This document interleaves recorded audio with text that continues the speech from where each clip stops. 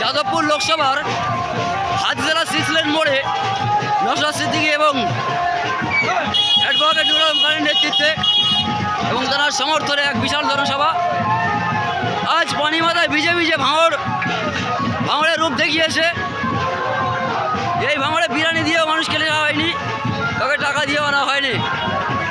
এই দুর্যোগের মধ্যে দিয়েও ভাঙড় দেখাতে চাইছে পৃথিবীর উন্নত জায়গায় এই ভাঙড়কে, ওরা বাংলাকে দিশা দেখায়। এই ভাঙড় সেই ভাঙড়ে আজকে সেই দিশা দেখানোর জন্য ভাঙড়ের মানুষ ঝড় তুফানকে উপেক্ষা করে আজ হাতজেলা 6 লেনের বুকে রয়েছে।